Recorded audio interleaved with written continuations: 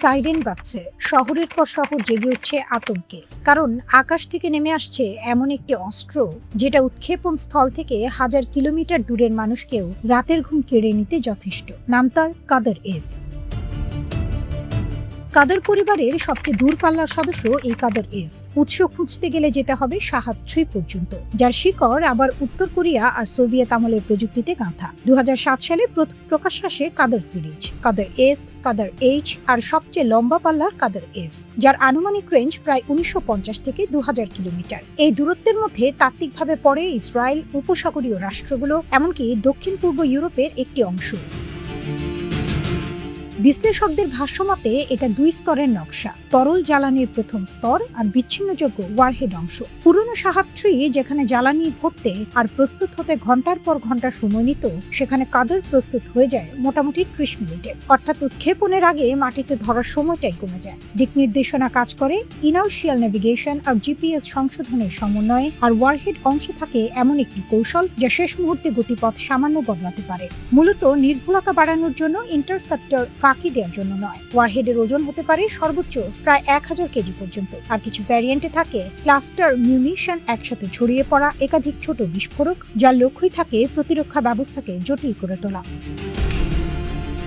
এই মিসাইল শুধু প্যারেডের শোপিস নয়। 2025 সালের জুনে ইরান ইসরায়েল সংঘাতের সময় ইরানের রিভলিউশনারি গার্ড নিজেই স্বীকার করে, তেল আবিব আর হাইফাই লক্ষ্য করে তারা কাদার সিরিজের পাশাপাশি ইমাদ আর কঠিন জ্বালানির খাইবার শেখান মিসাইলে ছুড়েছে। এরপর 2026 সালের শুরুতে যখন যুক্তরাষ্ট্র ইসরায়েলের যৌথ হামলার পর নতুন করে যুদ্ধ শুরু হয়, তখন প্রতিশোধমূলক হামলায় আবারও কাদার মিসাইল ব্যবহারের কথা স্বীকার করে ইরানের গার্ড বাহিনী। এবার নতুন খোররামশার 4 এর সঙ্গে ক্লাস্টার ওয়ারহেড নিয়ে তেল আবিবের কাছাকাছি। ইরানি রাষ্ট্রীয় টেলিভিশন একে বর্ণনা করে এক ঊর্ধ্বতন ইরানি কর্মকর্তার হত্যার প্রতিশোধ হিসেবে। ওদিকে ইসরায়েলও বসে নেই। ইস্পাহানে মজুত করা কদর মিসাইল আর উৎক্ষেপণ স্থলে সরাসরি হামলা চালানোর খবরও এসেছে।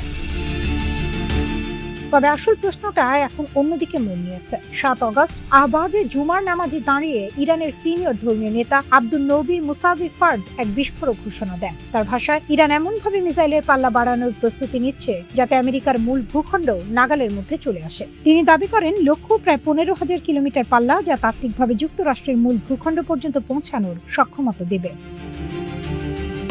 এই দাবিকে গুরুত্বের সঙ্গে নেওয়ার কারণ আছে। যুক্তরাষ্ট্রের সেন্ট্রাল কমান্ডের 2022 সালের এক হিসাব বলছে, ইরানের হাতে তখনই 3000-এর বেশি ব্যালিস্টিক মিসাইল ছিল। শুধু লঞ্চার নয়, ইরান পাহাড়ের গভীরে খুঁড়ে বানিয়েছে যাকে বলা হয় মিসাইল সিটি, মাটির নিচের সুরক্ষিত ঘাঁটি, যেখানে শাহাব 3, সেজ্জিল আর খোররামশার পরিবারের মিসাইল মজুদ থাকে বলে ধারণা করা হয়। প্রতিবেদন বলছে, চীন আর উত্তর কোরিয়ার প্রযুক্তিগত সহায়তায় দশকের পর দশক ধরে এই কর্মসূচি এগিয়েছে ইরান। এমনকি এমন খবরও ছড়িয়েছে যে উত্তর কোরিয়ার হোয়াসং 15 আন্তঃমহাদেশীয় ব্যালিস্টিক মিসাইলের সঙ্গে যুক্ত একটি 80 টনের রকেট বুস্টার পিয়ংইয়ং থেকে তেহরানে পাঠানো হয়ে থাকতে পারে, যে মিসাইলের রেঞ্জ প্রায় 8000 মাইল, অর্থাৎ তাত্ত্বিকভাবে যুক্তরাষ্ট্রের বিস্তীর্ণ অংশে পৌঁছানোর মতো।